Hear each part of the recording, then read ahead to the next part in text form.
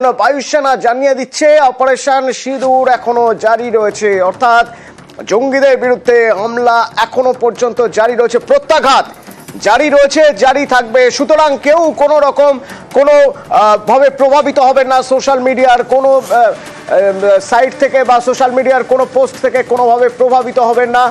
এখনো পর্যন্ত অপারেশন জারি রয়েছে, সময় মতো ব্রিফ করা হবে কি করছে বায়ুসেনা। আমার সঙ্গে আবির রয়েছেন। আবির, এই পোস্ট এই মুহূর্তে খুব তাৎপর্যপূর্ণ। কেন তাৎপর্যপূর্ণ? কারণ সিজফায়ার ভায়োলেশনের পরেও সিজফায়ার যখন ঘোষণা করা হয় তার ঠিক 3 ঘন্টার মধ্যে দেখা গেল সিজফায়ার ভায়োলেশন হচ্ছে সীমান্তের ওপার থেকে। এইরকম একটা জায়গায় দাঁড়িয়ে বায়ুসেনার এরকম একটা পোস্ট গুরুত্বপূর্ণ তো বটেই।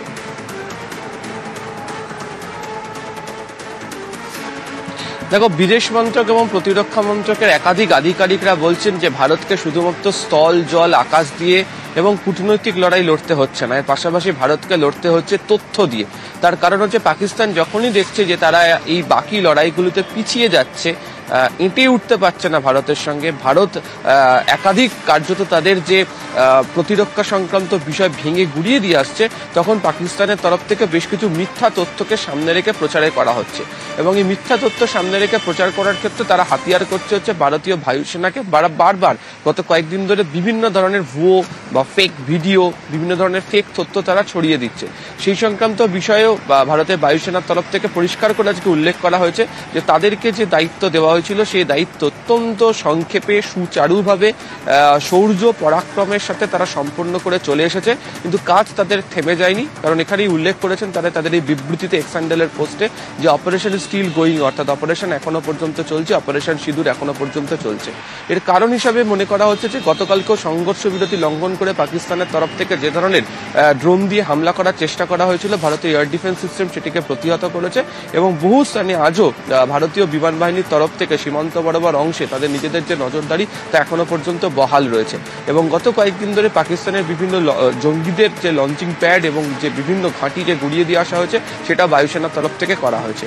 আর দ্বিতীয়ত হচ্ছে যে ভারতীয় বায়ুসেনার তরফ থেকে বিবৃতি আজকে বিকালের মধ্যে আসার কথা রয়েছে, যেটা জানা যাচ্ছে সেখানে দাঁড়িয়ে বিশেষ করে একটি পাইলটের কে পাকিস্তান নিজেদের হেফাজতে রেখেছে, প্লেন ভেঙে পড়ে, বায়ুসেনার বিমান ভেঙে পড়েছে, এই ধরনের নানা তথ্য দেওয়া হচ্ছে। সেগুলো কতটা মিথ্যে সেটাও তাদের তরফ থেকে দেখানো হবে। তুমি জানো যে গতকালকেই হচ্ছে সোফিয়া কুরেশি এবং হচ্ছে ভূমিকা সিং, বায়ুসেনার যে 2 অফিসার, তাদের তরফ থেকে ভারতের বিভিন্ন যে বায়ুসেনা ঘাঁটি নিয়ে পাকিস্তান অভিযোগ করছিল সেগুলোর প্রকৃত অবস্থা কি তার ছবি সহকারে বিদেশ সচিবের উপস্থিতিতে দেখিয়ে দেওয়া হয়েছিল। ফলে ভারত যে তথ্য প্রমাণ দিয়ে পাকিস্তানকে পাল্টে আক্রমণের লড়াইয়ে নামছে, সেই প্রসঙ্গের কথা ভারতীয় বায়ুসেনার তরফ থেকে বিবৃতিতে প্রকাশ করা হয়েছে। ধন্যবাদ আবির। গতকালই জানিয়ে দেওয়া হয়েছিল একের পর এক মিথ্যাচার করছে পাকিস্তান, আর এখন বায়ুসেনা জানাচ্ছে যে এই ধরনের মিথ্যাচারে কোনোভাবে কান দেবেন না প্লিজ, ঠিক সময় মতো ব্রিফ করা হবে। আজ বিকেলে বায়ুসেনা আবার ব্রিফ করবে। এই যে সংঘর্ষ বিরতি লঙ্ঘন করা হয়েছিল সেই জায়গায় দাঁড়িয়ে বায়ুসেনা যখন বলছে অপারেশন সিঁদুর জারি রয়েছে, তখন বায়ুসেনা যে প্রেস মিট করবে, যা বলবে সেটাই শেষ কথা। এখানে অনেক রকম কথা ঘুরে বেড়াচ্ছে সীমান্তের ওপাশ থেকে, সোশ্যাল মিডিয়ায় বলা হচ্ছে এটাও কি একরকম রণনীতি নাকি, এই যে একের পর এক মিথ্যাচার। আমার সঙ্গে অবসরপ্রাপ্ত কর্নেল অজেন্দ্র ভাদুরী রয়েছেন। কর্নেল ভাদুরী, এটাও কি এক ধরনের রণনীতি, মিথ্যে প্রচার করে, প্রোপাগান্ডা করে মানসিকভাবে দুর্বল করে দেওয়া? দেখুন, অফিসিয়াল পাকিস্তানি কোনো সোর্স থেকে বা অফিসিয়ালি গভর্নমেন্টের তরফ থেকে বা DGISPR এর তরফ থেকে তো আমি এখন অবধি কোনো এরকম ক্লেম দেখিনি যে আমাদের কোনো pilot. Random Pakistani social media ইউজাররা আমি দেখেছি র্যান্ডম ভিডিও, ওই ভিডিওর কোনো কনটেক্সট নেই, কিন্তু লিখেছে যে squadron leader Shivani Singh capture করেছে। আমি একটা ভিডিও দেখলাম, ওটাতে র্যান্ডম একজন কেউ ওই প্যারাসেল নিয়ে, ওই স্কাই ডাইভার বা প্যারাগ্লাইডার এরকম একটা লোক এসে একটা কোনো ক্ষেতিতে নামছে, ওটা বলছে দেখো এই, মানে বেসিক্যালি একটা প্যারাসেল এর ডিজাইন আর একটা ফাইটার এয়ারক্রাফটের ইজেকশন সিটের প্যারাশুট ডিজাইন, এটাও জানে না, অবভিয়াসলি জানে না। আনাড়িরা র্যান্ডম কোথার থেকে ভিডিও তুলে আপলোড করেছে। তো অবভিয়াসলি এয়ারফোর্স কে বলার দরকার নেই, একটু কমন সেন্স ইউজ করলেই বোঝা যায় যে এইগুলো গুজব। অফিসিয়ালি পাকিস্তান তো কখনোই আজ অব্দি ক্লেম করেনি, ডিজিআইএসপিআর বা অন্য কেউ, যে পাকিস্তানের টেরিটরির ভেতরে আমাদের কোন ক্র্যাশ করেছে। ওদের সব যত ক্লেম, সব ক্লেম হচ্ছে যে ইন্ডিয়ান টেরিটরিতে এয়ারক্রাফট ক্র্যাশ করেছে। ইন্ডিয়ান টেরিটরিতে যদি এয়ারক্রাফট ক্র্যাশ করে থাকে তো পাকিস্তান টেরিটরিতে আমাদের পাইলট কি করে ধরা পড়ে? রাইট, কর্নেল ভাদুরী, আরেকটা পয়েন্ট আমি একটু আপনার কাছ থেকে ক্লিয়ার হতে চাইবো। সংঘর্ষ বিরতি, সিজ ফায়ার, এই সিজ ফায়ার একটা আন্ডারস্ট্যান্ডিং, অবশ্যই কোনো এগ্রিমেন্ট নয়, কিন্তু সিজ ফায়ার মানেও তো একটা মিনিমাম ওয়ারফেয়ারের একটা জেন্টেলম্যানশিপ থাকে, একটা সভ্যতা বলে বিষয় থাকে। সিজ ফায়ারে 3 ঘন্টার মধ্যে ওপাশ থেকে আবার অ্যাটাক, ড্রোন অ্যাটাক, এটা কিভাবে দেখছেন? যেমন এটাতে দুটো অ্যাসপেক্ট আছে। এক তো একটা খুব প্রচলিত একটা ইংরেজি কথন আছে, fair and love and war.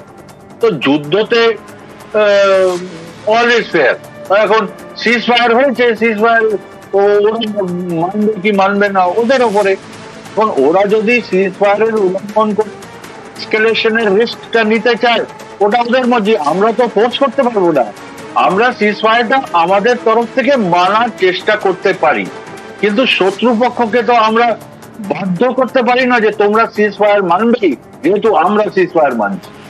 তো এটা হচ্ছে একটা অ্যাসপেক্ট।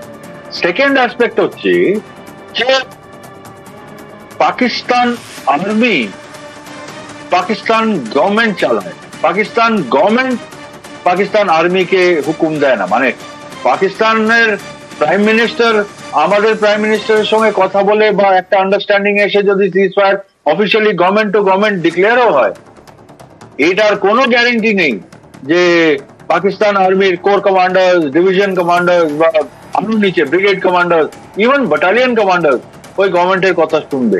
কারণ ফাইনালি আর্মি হেডকোয়ার্টার ওদের আপনি বলছেন যে প্রেসিডেন্ট প্রাইম মিনিস্টার যাই বলুক না কেন, সেনাই শেষ কথা, সেনা সিদ্ধান্ত নেবে পাকিস্তানের ক্ষেত্রে।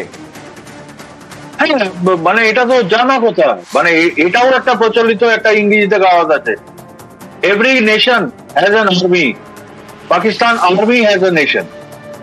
তো এইটা একটা মানে পৃথিবীতে যেখানে যাবেন এই কথাটা চলে। এটার বেসিক মানে হচ্ছে যে পাকিস্তান আর্মি কন্ট্রোল করে পাকিস্তান নেশনকে। যেমন ইন্ডিয়ান আর্মির স্টেটেড ফিলোসফি হচ্ছে we are subject to civilian authority. মানে সিভিলিয়ান অথরিটি হচ্ছে, সিভিলিয়ান অথরিটি মানে নর্মাল আর্ম সিভিল জনতা না, মানে পার্লিয়ামেন্ট তো মিলিটারি অথরিটি না। তো পার্লিয়ামেন্ট অফ ইন্ডিয়া হচ্ছে সুপ্রিম। রাইট, আসলে ব্যাপারটা হচ্ছে মানে